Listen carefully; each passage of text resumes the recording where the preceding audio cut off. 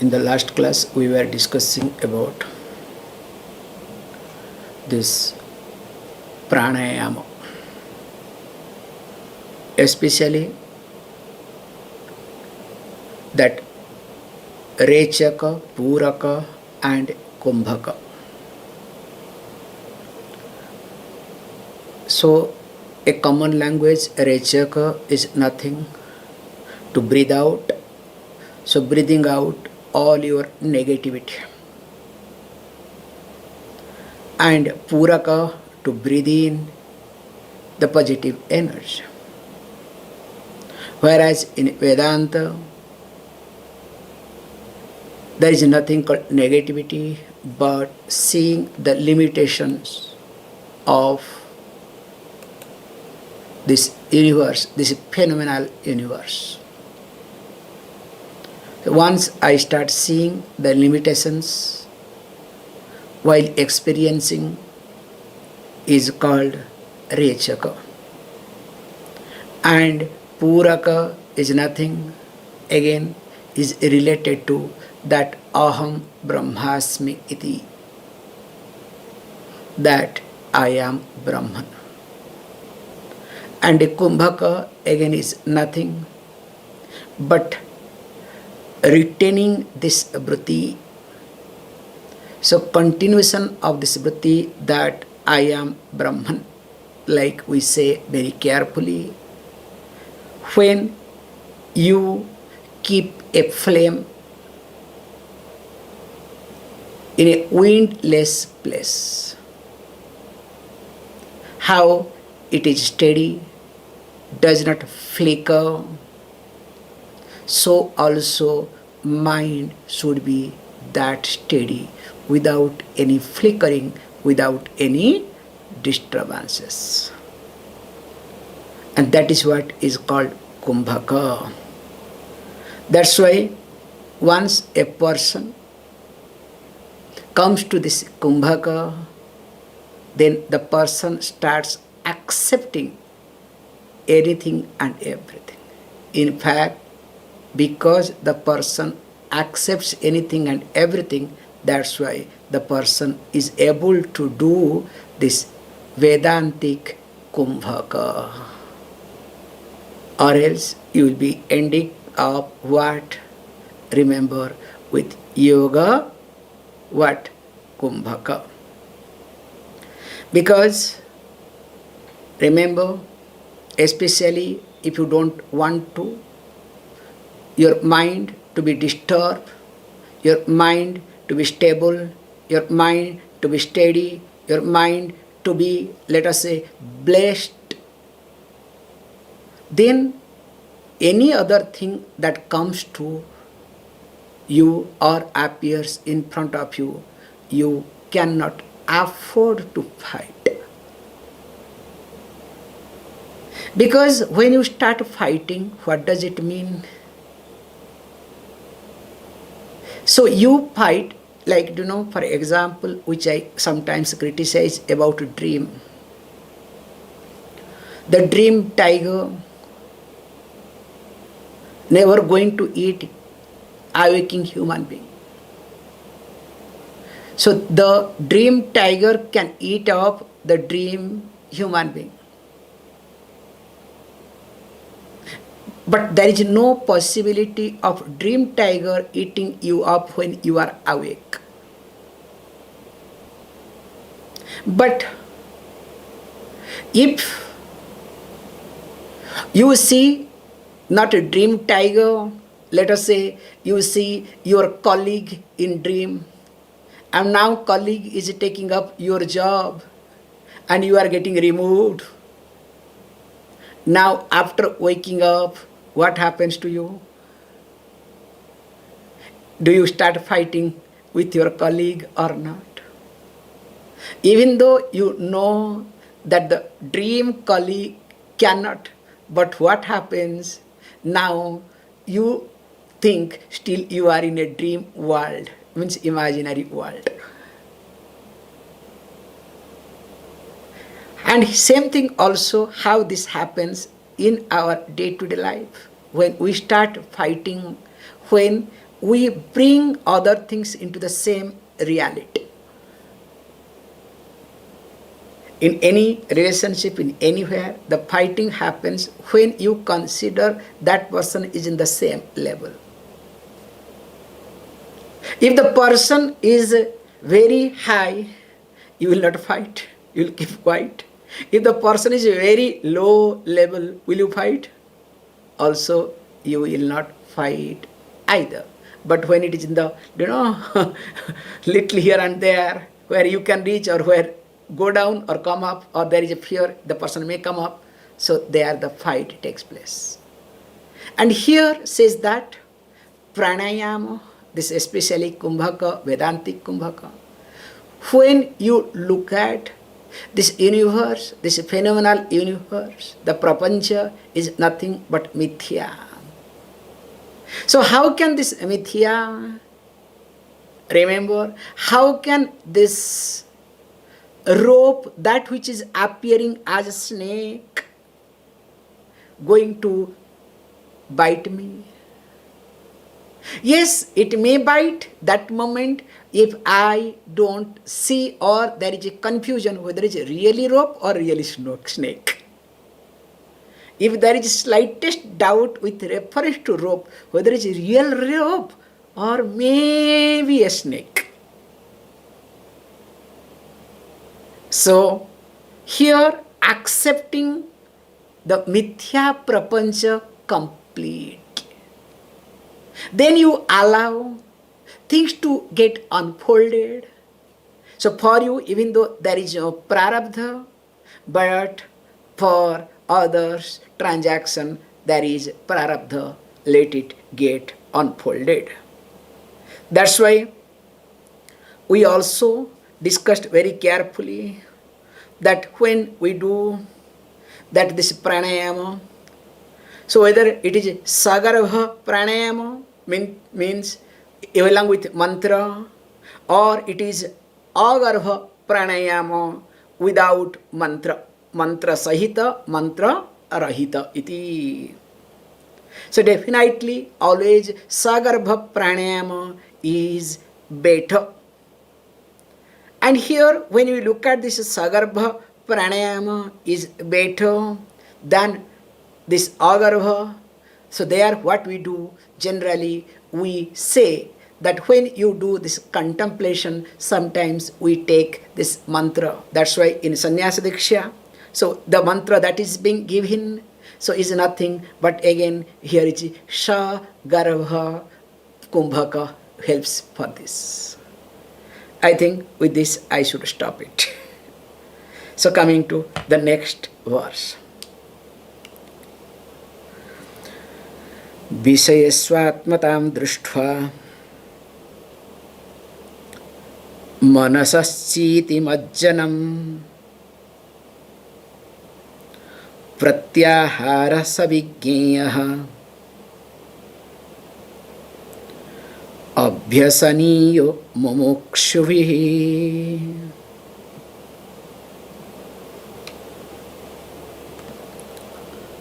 Now after this pranayama comes Pratyāhāra.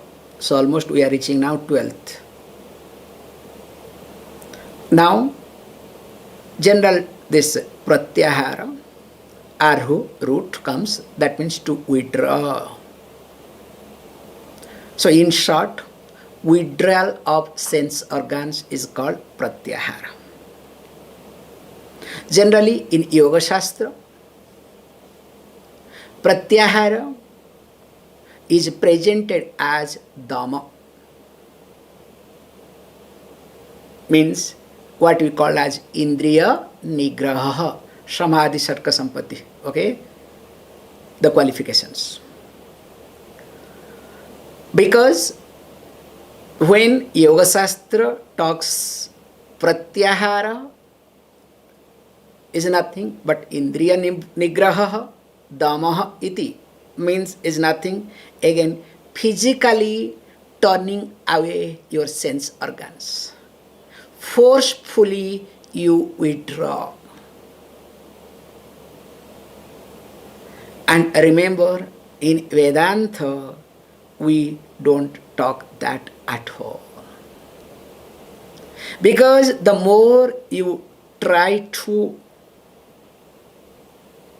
turn away yourself physically, the more you become attached mentally. The best example I can give, Ekadashi. Technically, on Ekadashi day, the Jaఠaragni is weaker. Means the digestive fire is weaker. But because you have decided not to have food on that day, you have decided to go for upavasam, fasting, then what happens? That day you will feel more hungry. Whole day only you will be thinking what to eat, what not to eat. When this Ekadashi is going to get over, so that Dvadashi Parana, you will start planning for a Dvadashi Parana. You understand? On next day, you are supposed to have, beautiful food. Where to get Agastya Kirai, okay? Because that will take care of my digestion. Amazing concept, okay? However, coming to the point here, we do not talk physically to withdraw. Turning away your sense organs physically is definitely useful, helpful, but not in long run. And here we say that, remember, same Pratyāhāra, turning away, can be in two ways. This is called Vedantic way of looking at it. So that then we'll go to the verse. So what is to be done? Look, for example, now I am in front of the sea. I don't want to see what these waves. I have two options. So what is the first option? First option is I can close my eyes and I don't see waves, nothing. Or another one is what? While looking at waves, I don't look at waves, but I am dwelling upon water. The wave is nothing, namo, a name, because it has got a form. So while looking at waves, understanding the content of wave called water, I also withdraw sense organs from these waves. I remember in our childhood, especially in rainy season, when in the house we'll be sitting, so that heavy rain drop falls, there will be bubbles created.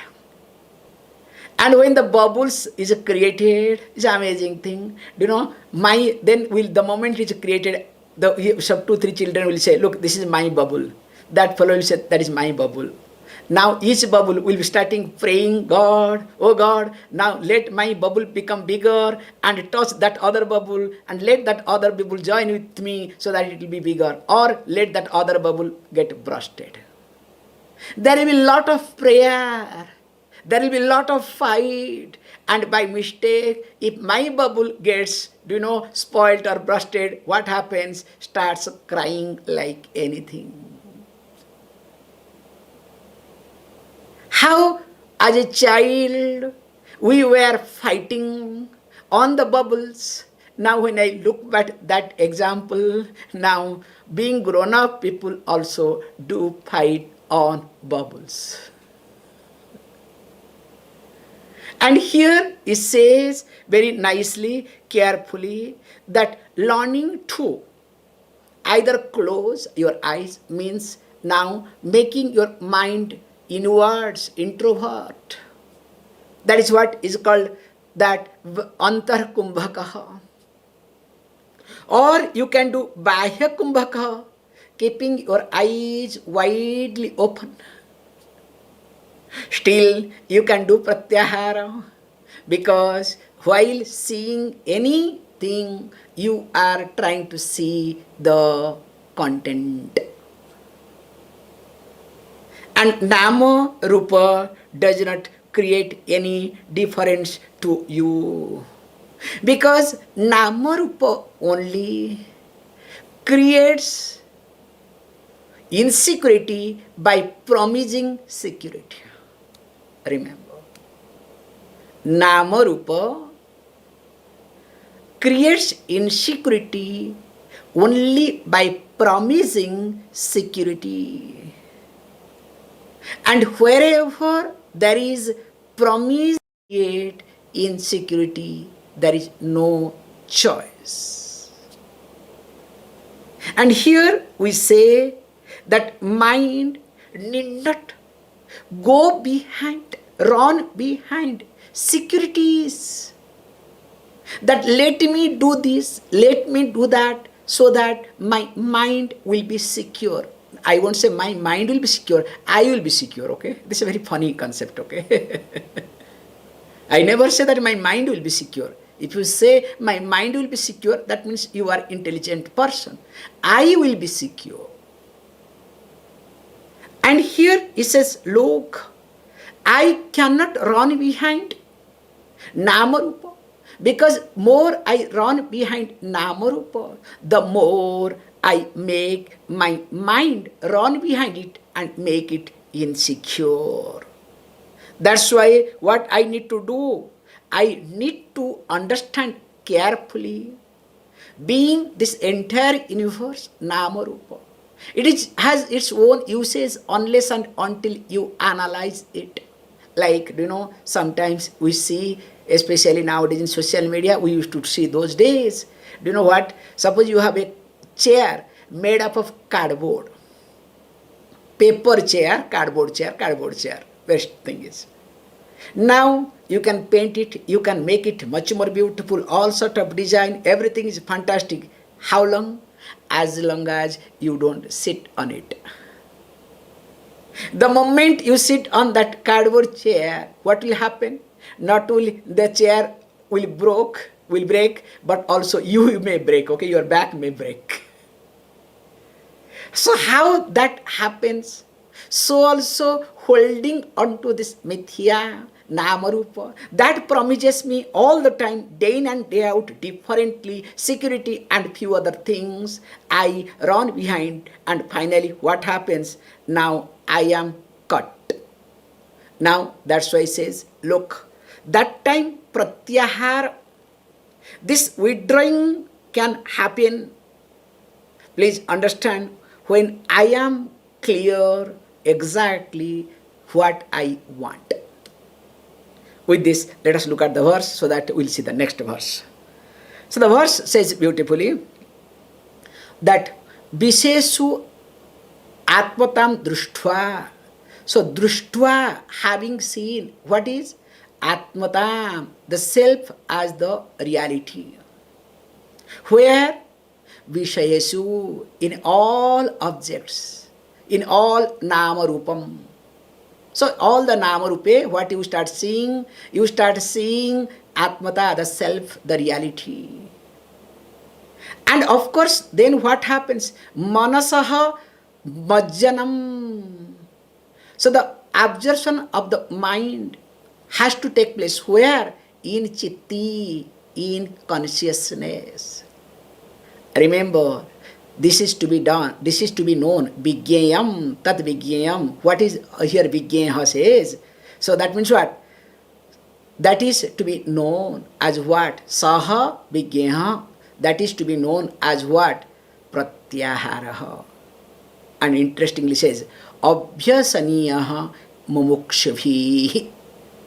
This is to be practiced by mumukṣu, by the seekers of truth. Continuing. Yatra mano yāti brahmaṇas tatra darśanāt manaso dhāraṇaṁ caiva dharana sa parā matā Says, okay, fine.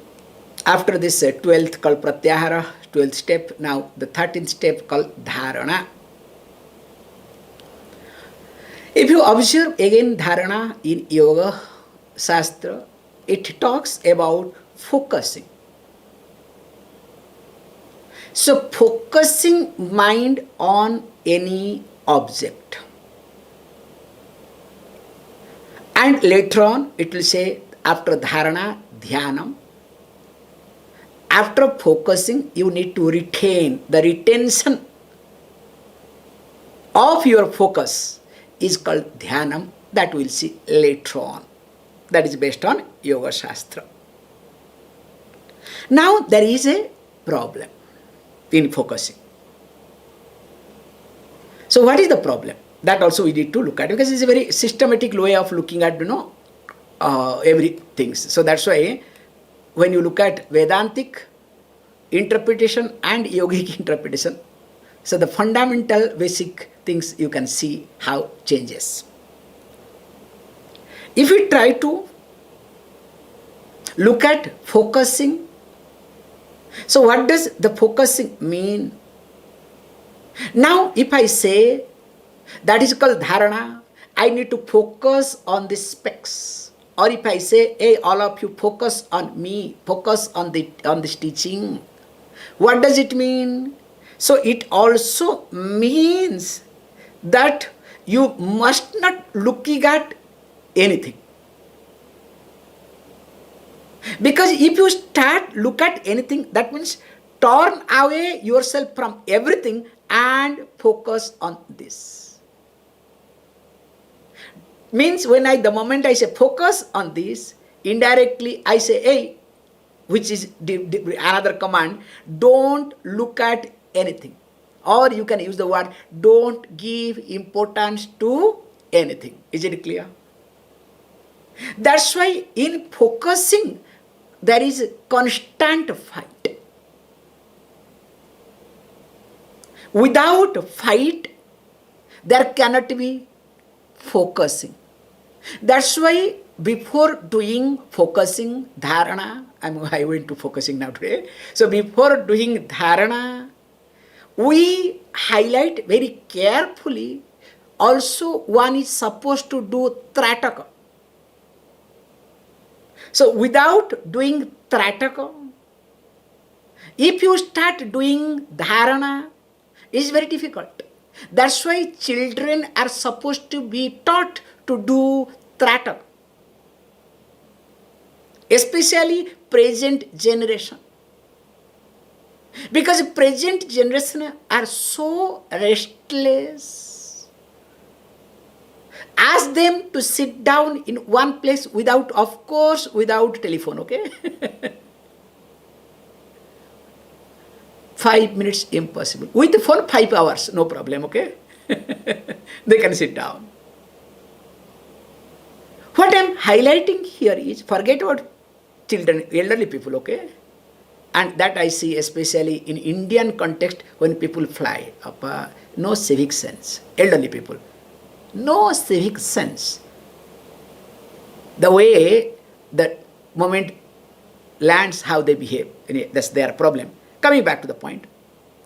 So focusing means, in common sense, focus on one and withdraw from everything. Whereas back of the mind, I know I am withdrawing. Now there is a fight. That's why when we do Trataka, easiest way of doing Dharana, focusing. When we do Trataka, now we need to look at the flame. As you start looking at the flame, now what happens is, my main focus is on the flame. At the same time, other things are visible. Suppose somebody is passing by, everything is visible, but I don't give importance. And if I give importance, definitely I cannot do Trataka.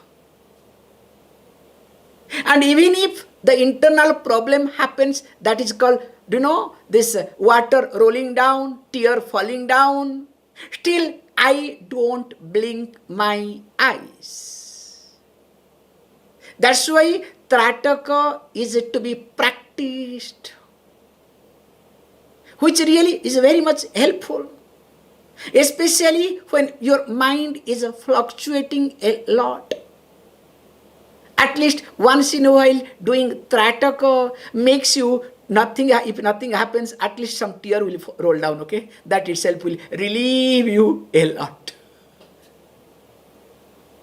However, here we say, look, this dharana, the concentration, the focusing, that we say, it is not turning away. I need not turn away from anything. So while looking at the specks, I don't look at the specks by what I look at, the content called plastic.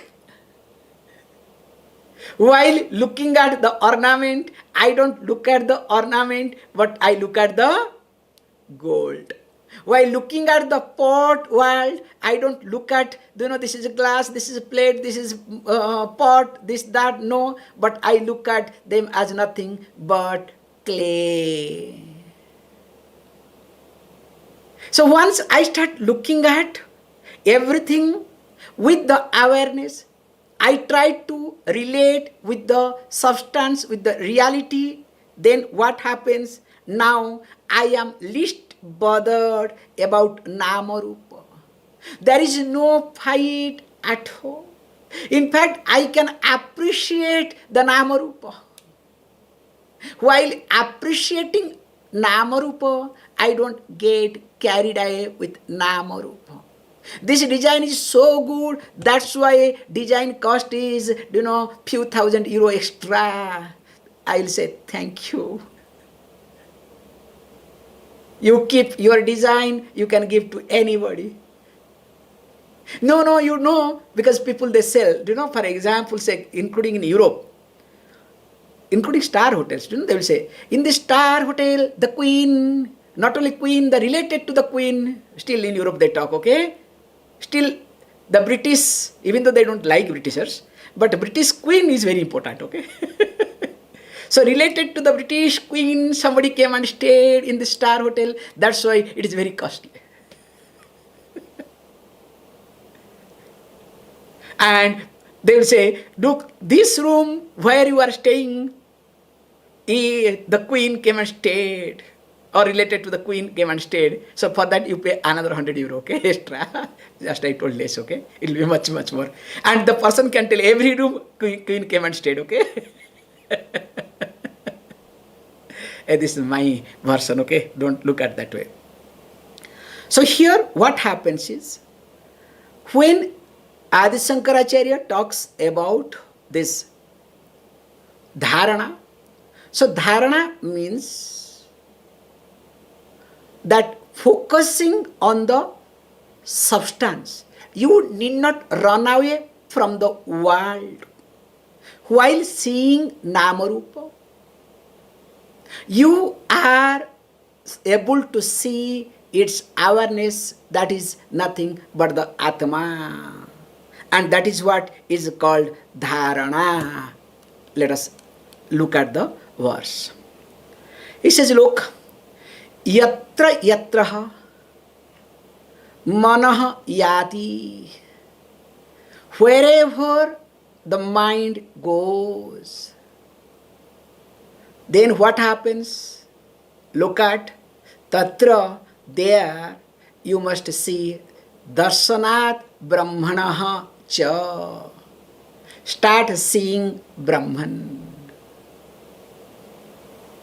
Then says, look, caiva, and of course and verily, now manasaś dhāraṇaṁ, focusing the mind not on namarupa but on that Brahman.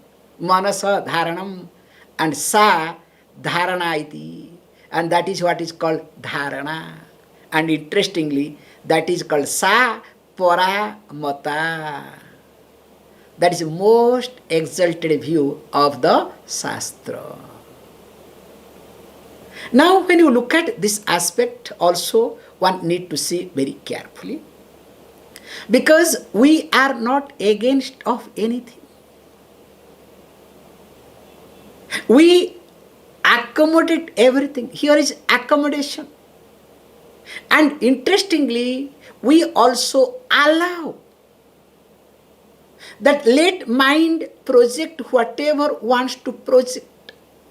But in that projection, I don't look at the projection, but I look at what? Why it is being projected, what is that matter behind it. Once, twice, few times, when I start looking at without fighting it, then what happens? Slowly, mind has to listen to me. In the next class, we will see about Dhyanam.